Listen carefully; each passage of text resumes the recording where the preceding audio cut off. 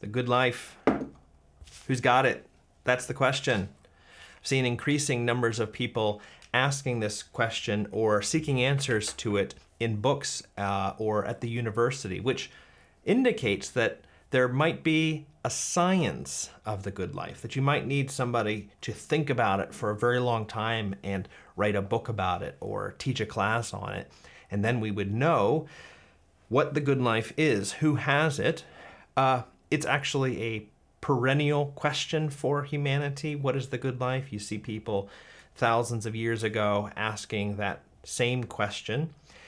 And I think the reason why today there seems to be an increased interest in it is because the standard answers that we were given in the 20th century no longer look all that attractive. Clearly, people have drank red-colored drinks and they didn't have the good life. There was something still missing. So where is it? Where can it be found?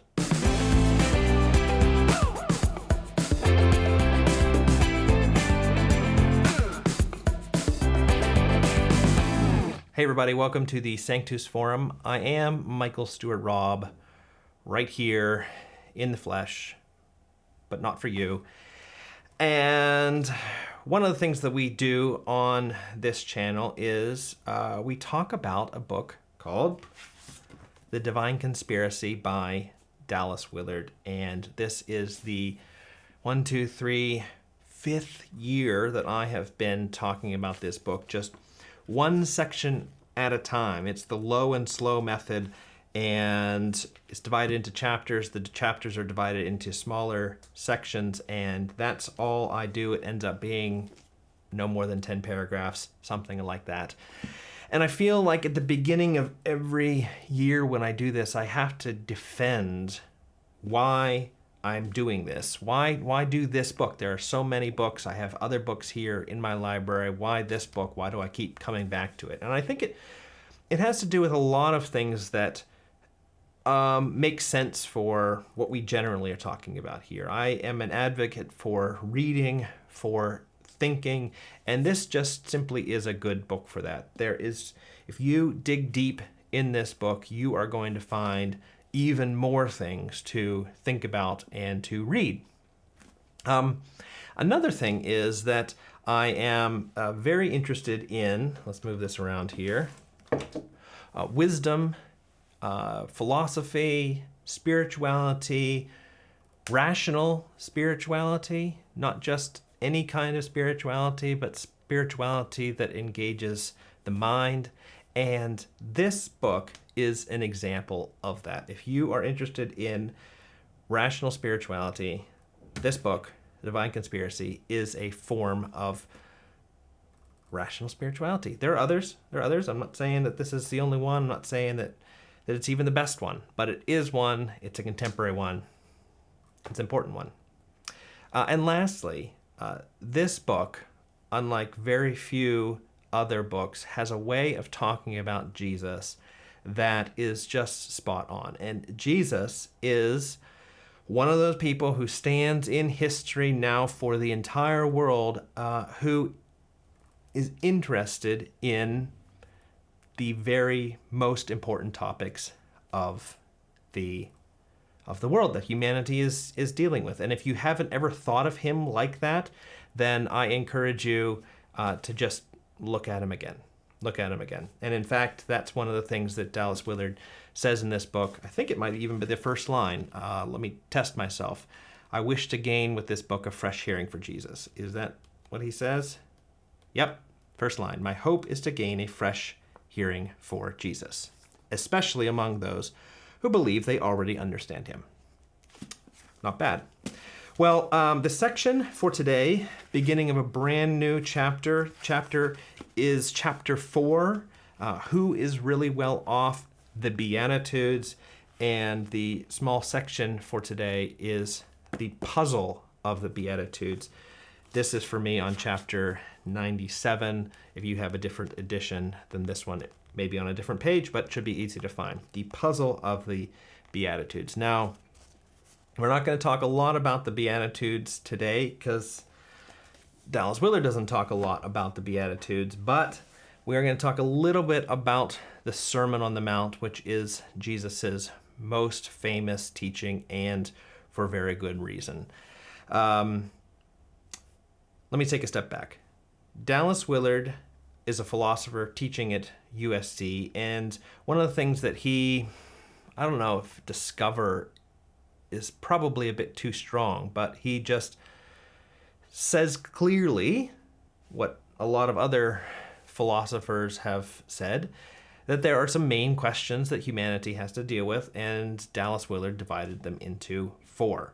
The first one is, what is reality? The second one is, who is well off? The third one is, who is a good person? And the last one is, how do you become a good person?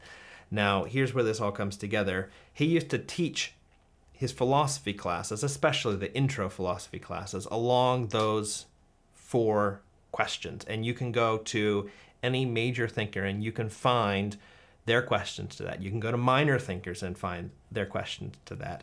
You can look at society or any kind of institution and find their questions to those 4 answers. And Jesus, like all of these other people who think, also has his answers to these 4 questions. And they have been incredibly influential, especially in the Western world, but increasingly all over the world, the global South, in the East. It's gone viral. So anyway, Dallas is going to, at the beginning of this, say that the Sermon on the Mount is going to give Jesus's answers to 2 of those 4 main questions. And the first one is, what is the good life? Surprise, surprise. He says here, and he's going to give the answer away, okay? He says here that, of course, we already know that life in the life of God will be the good life. That's it. That's what he has to say. Life in the life of God will be the good life for Jesus, okay? And then he's going to say, okay, the second question dealt with in the Sermon on the Mount is, who is a good person? And you can see this here, page 98 for me. That's what the majority of the Sermon on the Mount is going to be about. Now, as far as this book is concerned, Dallas is going to talk about the good life in chapter 4, and he's going to talk about good persons in chapters 5, 6, and 7. And chapter 8 and 9 will answer the question, how do you become a good person? Whereas what is reality has been the topic of the first 3 chapters, which we've already done. So there you have it. That's the basic outline for this book. And just very clearly, this chapter, this whole year is going to be about who is well off. And we're going to do it with the Beatitudes. And the interesting thing about that is that this is something which a lot of readers of Dallas Willard don't get. And I'm going to try to explain throughout the year what he's doing in this. And I can't promise that at the end of that time you will get it or you will agree with it, but we're going to do it anyway. One thing that I can say before we get started is, once I heard him talking about this book and talking about how people should approach it, because for some people it is a pretty big book. And he said, maybe try the last chapter. Start with the last chapter, chapter 10. He also said you could start with the 3rd chapter, which we just got done doing. And he then says the deepest layer of the divine conspiracy is chapter 4. And that's where he talks about the Beatitudes as gospel. Now, I'm not completely sure I know what he means by it being the deepest layer. Possibly it's because he knew he was already getting some criticism for that chapter, and therefore only those who could drill down and think about it long enough would actually hear what he had to say there.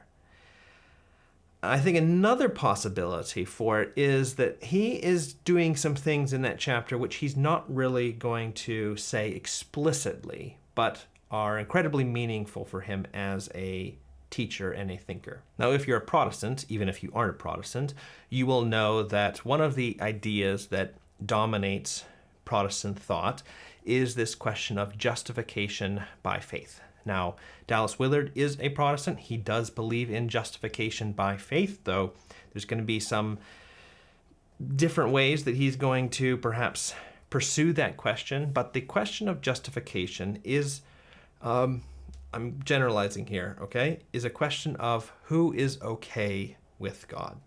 Who is okay with God? And how does one become okay with God? And the Protestant answer is, well, through faith. Now, here's how I want to give you this question here, and take it and think about it.